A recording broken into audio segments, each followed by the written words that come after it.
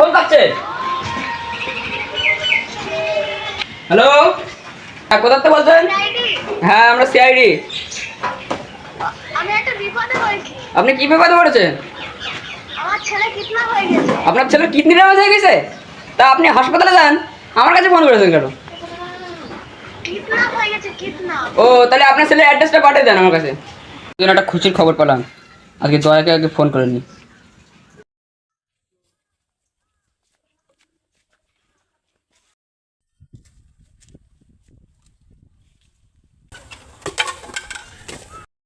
Disturb করছে। Hello দয়া, কে রে তুই? বুঝতে পারছো না নাকি? না। আমি সিআইডি অফিসার এসিপি বলছি। কি জিসিপি? এসিপি না রে, আমি সিআইডি অফিসার এসিপি বর্ধমান বলছি। স্যার আপনার নাম্বারটা আমি ভুল করে ডিলিট করে দিয়েছিলাম।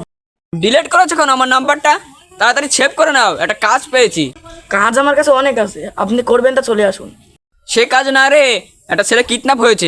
স্যার কিডন্যাপ আমি এক্ষুনি যাচ্ছি, এক্ষুনি। একটু অভিজিৎকে একটু ফোন করে নি। হ্যালো অভিজিৎ। হ্যালো, বলুন স্যার। অভিজিৎ একটা কাজ পেয়েছি, তাড়াতাড়ি চলে আসো। কাজ আমার কাছে অনেক আছে, আপনি যদি কাজ করেন তা চলে আসুন মই নিয়ে। বেশি না বকে তাড়াতাড়ি চলে আসো।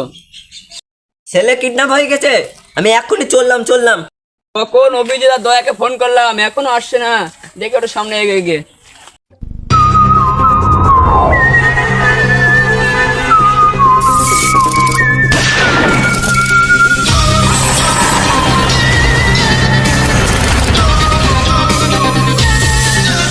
চলে এসেছি। স্যার চলে এসেছি। খুব ভালো কাজ করেছো, আমি তোমাদের কিছু জমি লিখে দেবো।